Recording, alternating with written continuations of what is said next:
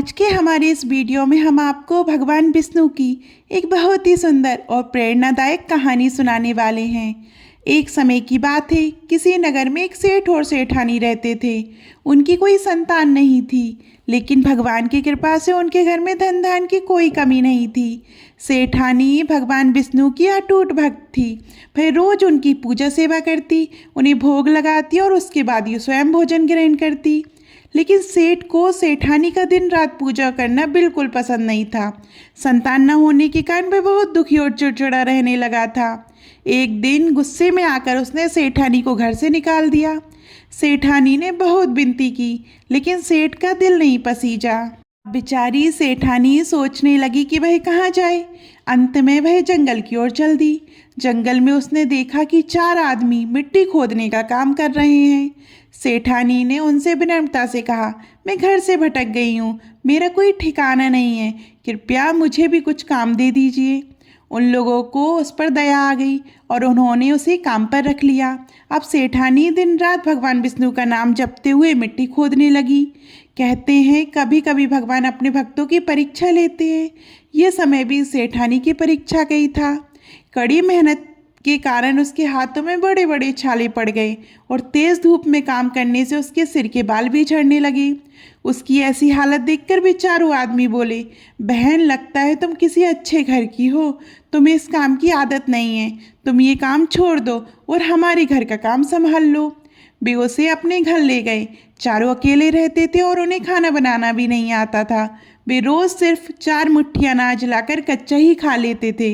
ये देखकर सेठानी को बड़ा अजीब लगा। उसने कहा, भैया कल से 8 मुट्ठी अनाज लाना। उन्होंने सोचा कि ये शायद ये ज़्यादा खाती होगी, इसलिए ज़्यादा अनाज मांग रही है। अगले दिन वे 8 मुट्ठी अनाज ले आए। सेठानी ने उनसे स्वादिष्ट भोजन बनाया। पहले भगवान विष्णु को भोग लगाया और फिर सभी को भोजन कराया। सबने आश्चर्य से कहा, बहन ऐसा स्वादिष्ट भोजन हमने कभी नहीं खाया। सेठानी मुस्कुराकर बोली, ये भगवान का भोग है, इसलिए इसमें स्वाद है।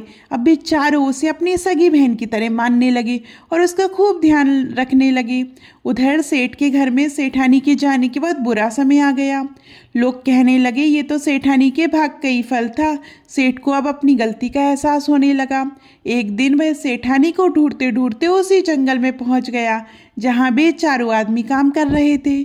उसने उनसे कहा, भाइयों मुझे भी कुछ काम दे दो। उन्होंने उसे भी काम पर रख लिया। कुछ ही दिनों में मिट्टी खोदने से उसके हाथों में भी छाले पड़ गए और उसके बाल भी झड़ने लगे। उसकी हालत देखकर वे चारों उसे अपने घर ले आए। उस समय सेठानी घूंघट में थी, इसलिए वह सेठ को पहचान नहीं पाई। उसने रोज की तरह भोजन बनाया, भगवान विष्णु को भोग लगाया और फिर चारों भाइयों को भोजन परोसने लगी। जैसे ही वह सेठ को भोजन परोसने लगी, तभी अचानक भगवान विष्णु ने उसका हाथ पकड़ लिया। सेठानी चौंक गई और आश्चर्य में पड़ गई। चारों भाई बोले, बहन क्या हुआ, तुम भोजन क्यों नहीं परोस रही? सेठानी बोली, मैं कुछ नहीं कर रही, मेरा हाथ तो भगवान विष्णु ने पकड़ रखा है। चारों भाई बोले, हमें भी भगवान के दर्शन कराओ। सेठानी की सच्ची प्रार्थना से प्रसन्न होकर भगवान विष्णु वहाँ साक्षात प्रकट हो गए। सभी ने उनके दिव्य दर्शन किए। तभी सेठानी ने अपना घूंघट उठाया और सेठ और सेठानी ने एक दूसरे को देखा।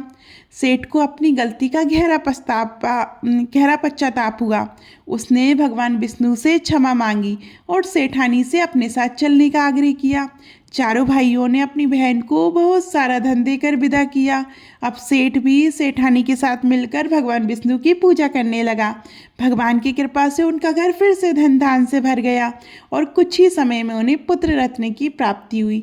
हे भगवान विष्णु, जैसे आपने सेठ और सेठानी पर अपनी कृपा बरसाई, वैसे ही अपनी कृपा हम सब पर भी बनाए रखना। जय श्री हरि विष्णु। धन्यवाद।